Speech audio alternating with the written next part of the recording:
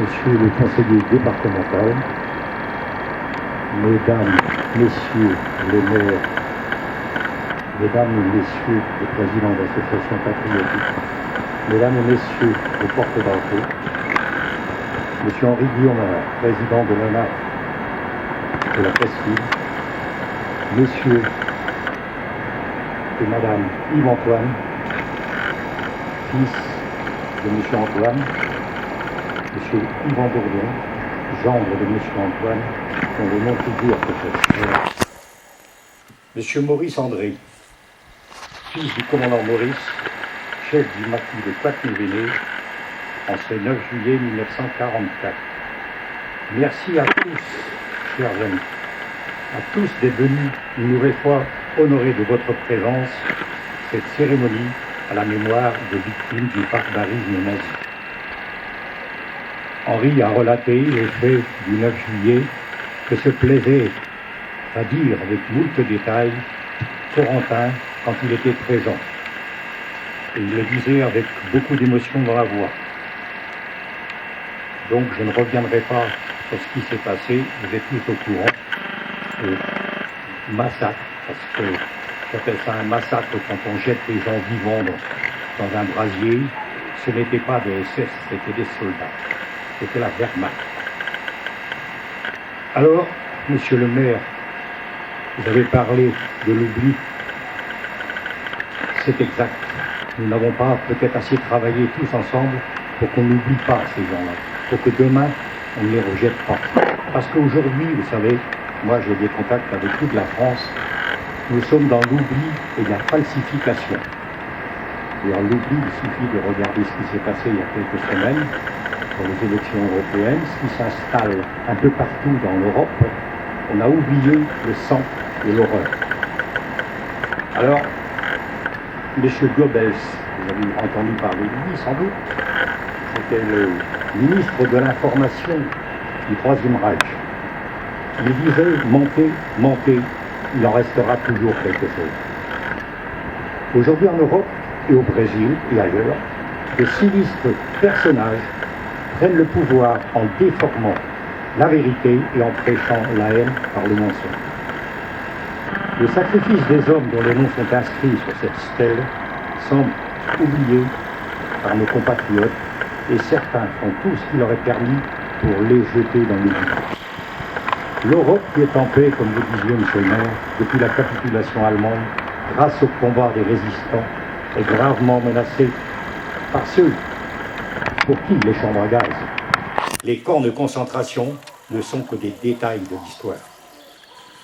La résistance et les voyous et les terroristes qui la composaient à l'époque est aujourd'hui attaquée par ce qu'elle représente.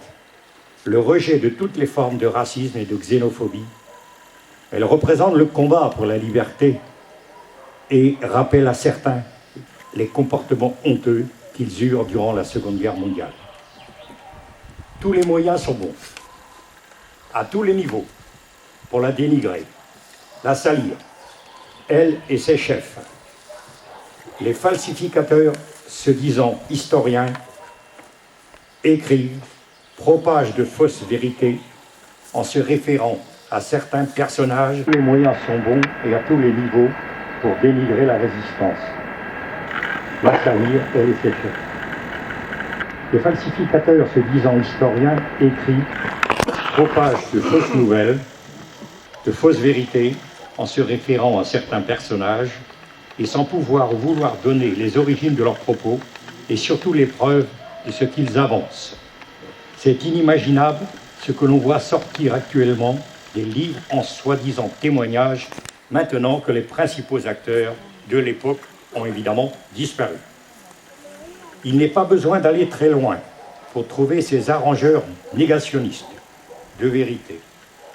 Un de nos compatriotes, demeurant dans la région de Lannion, vient d'être condamné par le tribunal de Guingamp après avoir attaqué et sali l'honneur de Jean le Jeune, commandant des 15 000 FTP en 1944, commandant Émile, et ce monsieur s'est vu intimer l'ordre d'enlever sur son site ses écrits diffamatoires et gratifié d'une amende, ceci en présence des représentants de l'ANAC, dont messieurs Alain Prigent et Serge Tilly, qui ont porté plainte pour nous.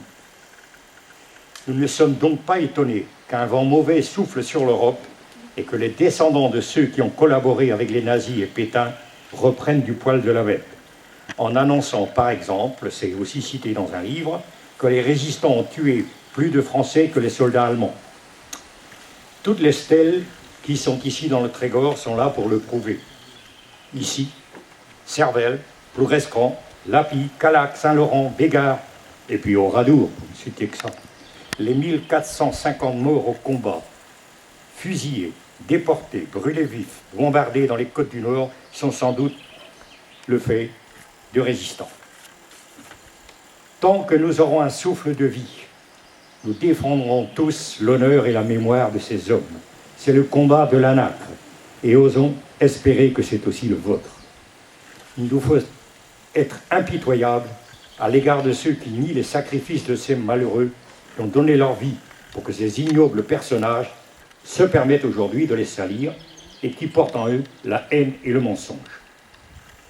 J'ajouterai quelques lignes pour confirmer mes propos. Vous êtes peut-être au courant, l'hôtel Drouot à Paris a mis en vente il y a quelques semaines les photos des suppliciés de Pleumeur-Baudou pendus par les pieds en 1944. Vous avez sans doute vu ces photos, je suppose, dans des expositions, ou bien peut-être dans des livres. Des photos des suppliciés de l'Ermitage de l'Orge et bien d'autres encore.